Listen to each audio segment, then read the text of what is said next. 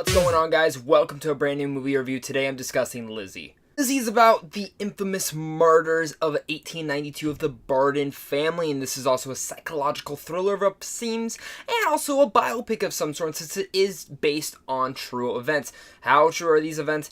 I don't know. I've never heard of these events until I've seen this film, but Lizzie does star Chloe Sevigny, I'm probably pronouncing that wrong, and also co-stars Kristen Stewart.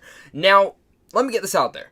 I'm actually a big fan of Kristen Stewart so far. Ever since after the Twilight career, I think she's been pushing her career in the best possible way. You see her in Personal Shopper, she's fantastic. You see her in American Ultra, she's great. And every small role after Twilight, I feel like she's just gotten better and better. But come to my surprise, she's actually not the main character of this film, and our main lead is actually Chloe, who is playing Lizzie Borden. To give any pro to this film is the way that Chloe plays Lizzie Borden. She is superb. Tour de force performance, and I'm here not even joking. She captivates the audience in such a limelight way that I want to see more of her. I've seen her appear in small roles here and there, American Horror Story, and some other notable things, but really, she's never had that tour de force performance where she sticks out solely.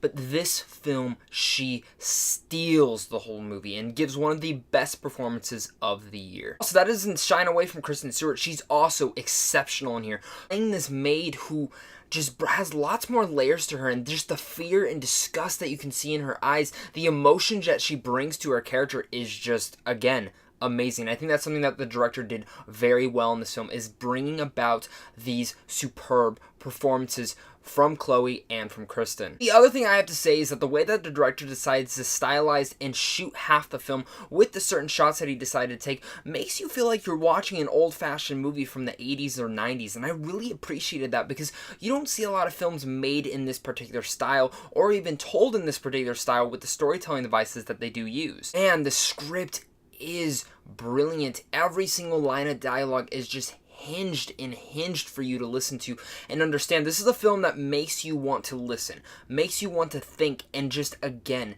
reminds you of like old Hollywood type movies. It feels like a silent era kind of film, but without the silent aspect, because the dialogue in here is superb, but it's the way that the film is shot overall. For some people, that might seem a little bit boring to them, but for me, Lizzie worked on all those levels. I did have one complaint with Lizzie that doesn't make it a masterpiece, is the fact of the pacing within this film. The pacing of this movie, even though it has superb lighting, superb shots, superb acting, and even awesome, amazing dialogue, my one issue with the movie comes with the pacing. The pacing feels very slow.